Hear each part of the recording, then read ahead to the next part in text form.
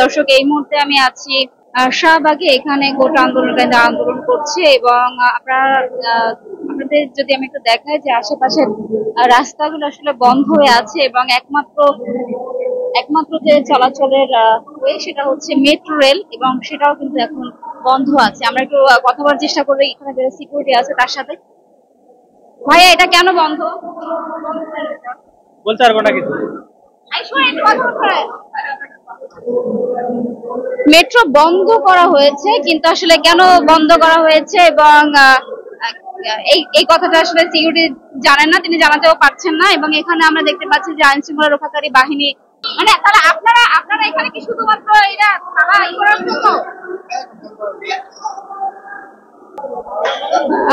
আমরা আইন শৃঙ্খলা রক্ষাকারী বাহিনীর একজনের সাথে কথা বলার চেষ্টা করলাম এবং তিনি বললেন যে তিনিও আসলে জানেন না, অজ্ঞাত কারণে আসলে শাহবাগের যে মেট্রো স্টেশন সেটা বন্ধ করা হয়েছে। এবং এখানে যিনি গার্ড আছেন তিনিও জানেন না, এখানে যারা দায়িত্বে আছেন তারাও জানেন না আসলে কেন এটা বন্ধ করা হয়েছে। এবং এখানে আমরা যারা এখানে অবস্থান করছিলেন যাত্রী, সেই যাত্রীদের সাথে যে কথা বললাম, তারাও এখানে অনেকক্ষণ ধরে অপেক্ষা করছিলেন, কিন্তু জানার চেষ্টা করছিলেন যে আসলে কেন বন্ধ সেটাও তারা জানাননি। এবং তাদেরকে বলা হয়েছে যে অপর পাশের যে মেট্রোতে ঢোকার যে দরজা সেটা খোলা আছে এবং তারা সেখানে গিয়ে আসলে আশাহত হয়েছেন, সেটাও খোলা ছিল না। বলা চলে যে এখানে ট্রেন চলছে, কিন্তু আসলে এখানে যাত্রীরা উঠতে পারছেন না এবং এখানে এসে তারা ফেরত যাচ্ছেন। এবং আপনারা যেমনটি জেনে থাকবেন যে কোটা আন্দোলনকারী যে অবরোধ করছে সেই অবরোধ চতুর্থ দিন এবং এখানে সব রাস্তা কিন্তু বন্ধ করে দেওয়া হয়েছে। বলা চলে যে যানবাহন চলছে না এবং যাত্রীদের এখানে যারা আছেন তাদের যাতায়াতের কিন্তু একমাত্র অবলম্বন ছিল মেট্রো, এবং সেটাও কিন্তু বন্ধ। এবং যাত্রীরা আসলে এখান থেকে অন্যত্র যাওয়ার কোনো সুযোগ তারা পাচ্ছেন না। 250টিরও বেশি ডিজাইন অপশন নিয়ে ওয়ালটন স্মার্ট ফ্রিজ, বোঝে আপনার প্রয়োজন।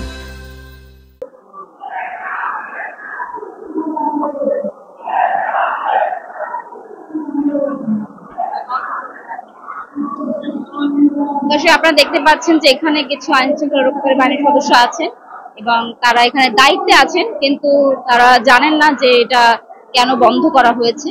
তারা শুধুমাত্র এখানে তাদের যে দায়িত্ব সেই দায়িত্বটা পালন করছেন।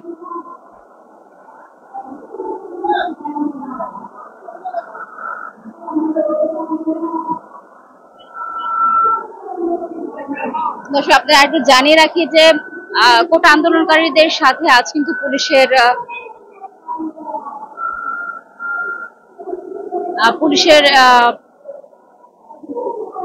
পুলিশের বাধার সম্মুখীন হন আজ কোটা আন্দোলনকারী, এবং তারা যে আন্দোলন করছে রাজপথে আছেন দীর্ঘ সময় ধরে। এবং সেই দীর্ঘ সময় ধরে কিন্তু আসলে পুলিশের সদস্যরা তেমন তাদের সাথে খারাপ ব্যবহার করেনি কিংবা কোনোভাবে বাধার সৃষ্টি করেনি। অদূরেই তারা দাঁড়িয়েছিলেন, তাদের শান্তিপূর্ণ আন্দোলনের পাশে তারা ছিলেন। কিন্তু আজ তারা মাইকিং করে কোটা আন্দোলনকারীদেরকে শাহবাগে জড়ো হতে বলেন এবং শাহবাগের আশেপাশের রাস্তাগুলোতে যারা থাকবেন তাদেরকে দুষ্কৃতিকারী হিসেবে চিহ্নিত করা হবে, এমনটাই আসলে তারা মাইকিং করে জানিয়েছিলেন।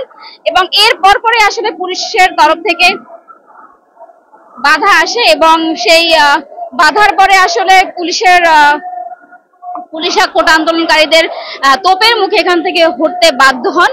এবং কোটা আন্দোলন এখনো চলছে। আজ বিকেল থেকে আসলে কোটা আন্দোলন শুরু হয়।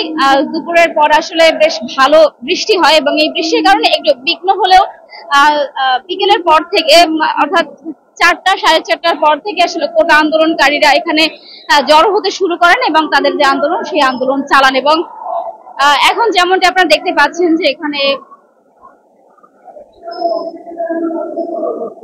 মেট্রো স্টেশনটাও বন্ধ করে দেওয়া হয়েছে, সুতরাং সাধারণ যাত্রীরা তারা পড়েছেন বিপাকে। এই কয়েকটা দিন আসলে যদি আপনাদের একটু জানাই যে এই কয়েকটা দিন আসলে মেট্রোতে বেশ চাপের সৃষ্টি হয়েছে এবং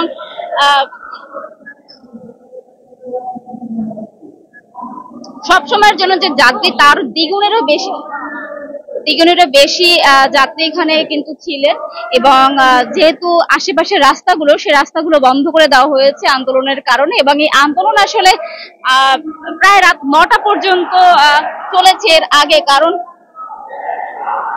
কারণ আপনারা সবাই জেনে থাকবেন যে শুধু যে শাহবাগ, সেই শাহবাগ না, ঢাকা শহরের বিভিন্ন পয়েন্টে কোটা আন্দোলনকারী তাদের আন্দোলন চালিয়েছিল এবং সন্ধ্যা 8টার দিকে আসলে তারা সব পয়েন্ট গুলো ছেড়ে ছেড়ে শাহবাগে জড়ো হচ্ছিল এবং তাদের যে পরবর্তী দিনের কার্যক্রম, সেই কার্যক্রমের যে ঘোষণা সেটা তারা দিচ্ছিল। সুতরাং সকল কোটা আন্দোলনকারীরা শাহবাগে আসা পর্যন্ত তারা অপেক্ষা করছিল এবং এটার কারণেই আসলে রাত 9টা পর্যন্ত কোটা আন্দোলনকারীদের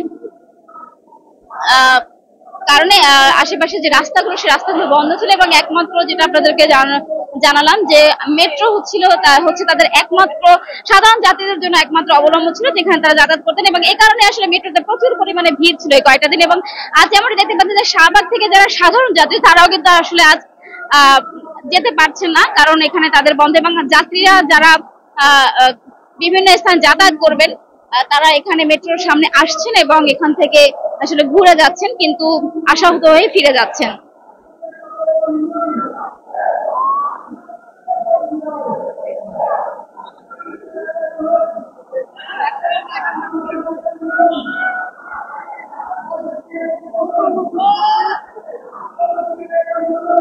দর্শক, মেট্রো থেকে এবার আমরা একটু ফিরে আসি শাহবাগের আন্দোলনের দিকে। এখানে আন্দোলনে আসলে তুমুল উত্তেজনা বিরাজ করছে এবং বিকেলের মতো আসলে যে ধরনের আমরা উত্তেজনা দেখেছিলাম এখনো কিন্তু গোটা আন্দোলনে সেই একই ধরনের উত্তেজনা বিরাজ করছে এবং স্লোগানে মুখর কিন্তু শাহবাগ, যেখানে গোটা আন্দোলনকারীরা তাদের যে দাবি, সেই দাবি আদায়ের লক্ষ্যে তাদের যে আন্দোলন, সেই আন্দোলন বজায় রেখেছেন এবং আপনারা দেখতে পাচ্ছেন যে মুহুর্মুহু করতালি এবং স্লোগানে মুখরিত শাহবাগ।